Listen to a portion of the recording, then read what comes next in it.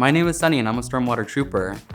That means that everything that I do to protect the Mojave River watershed from stormwater pollution. And I try to teach others like you how to do it too. Today we're gonna learn how to keep the high desert ecosystem strong and healthy, and how you can be a part in making that happen. Hello, Sonny. I'm Maria, and I'm super excited to become a Stormwater Trooper. So tell me, what is a watershed? Great question.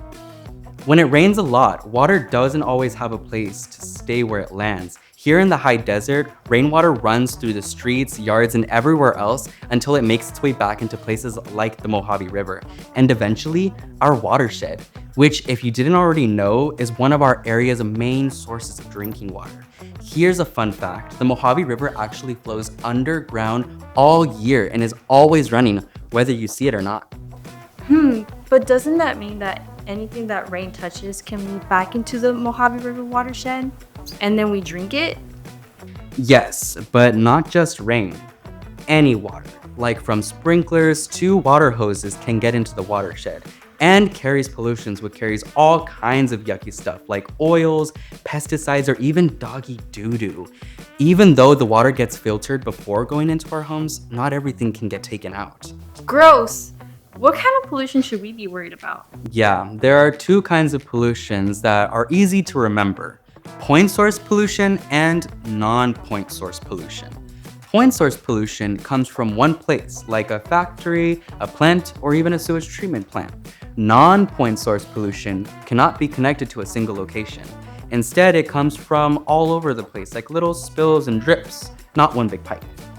Can you give me an example what these may be? Sure, and let me show you on the Enviroscape. Use this black goo to represent oils and trash, which could come from an industrial plant.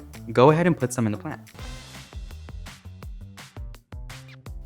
Now use the black goo to represent sewage. On a normal day, these yucky water tanks are filled to the top with sewage, but do not overflow. But when it rains, the tanks may not always be able to hold all of this waste, so it can overflow into the river too. Lastly, there are storm drains on our roads that carry stuff straight into our river, taking any trash or oils with it.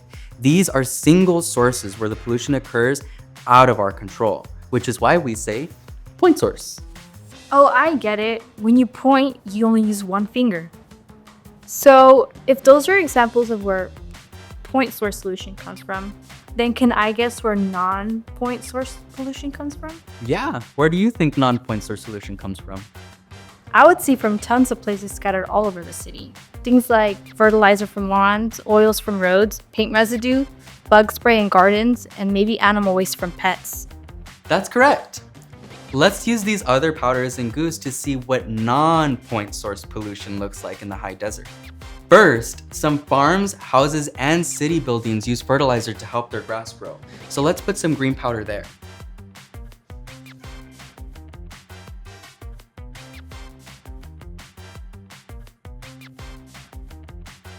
People also choose to use pesticides or poisons around buildings and yards to kill bugs. Usually these chemicals are bad for the environment. Try the red powder.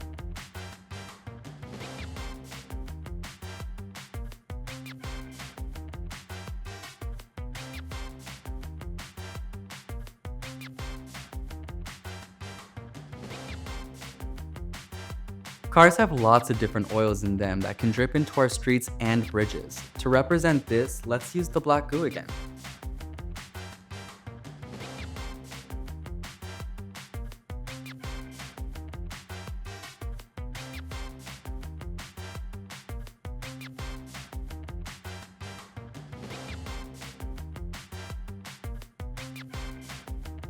And of course, as you said, animals can leave behind unwanted waste in streets, yards, fields, and anywhere else you can find critters, which is pretty much everywhere. Use the brown powder to represent the animal poo.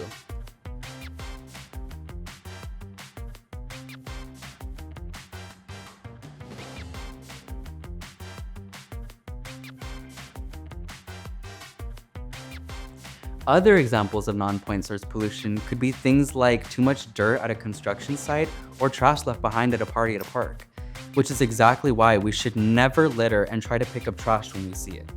So what you're saying is when it rains, all of this can go into our community's water source? That's exactly right. And remember, not just rain. It happens if we use the water hose to clean off our driveway or wash our cars, or even overwater the front yard. Water runs downhill and picks up all pollutions on the land. The water carries fertilizers, pesticides, oils, animal waste, and even dirt towards the water body. How about we use these 2 water bottles to start up a little rainstorm and see what happens when the water comes into contact with these pollutants? Let's do it.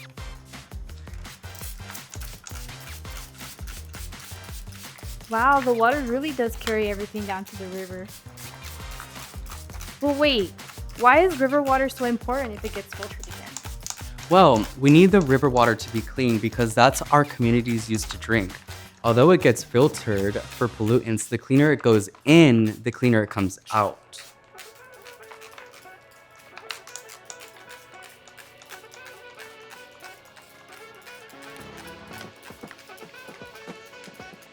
When we see how all of the different pollutants can stack up, we know that we have to be careful to treat our high desert water source with love and care. And don't forget, the same watershed is also used by animals and plants to survive. If too much pollution mixes in, it hurts all living things and affects our local ecosystem. Oh no, that's terrible. Well, what can I do to help?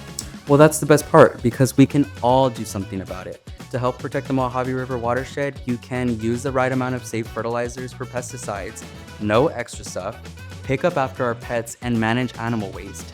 Keep our cars in good shape, no oil leaks. Plant gardens that don't need a lot of water. Use a car wash instead of washing your car at home. Pick up trash when you see it and keep the lids on trash cans. Just remember, everyone has a part in keeping our watershed healthy and protecting our community. I get it. And I promise to be a Stormwater Trooper just like you in the neighborhood. And I'll tell others to do the same as well. The more the merrier. And now that you know how to protect our watersheds, you are on your way to being a top-notch Stormwater Trooper. Awesome. Until next time. Until next time.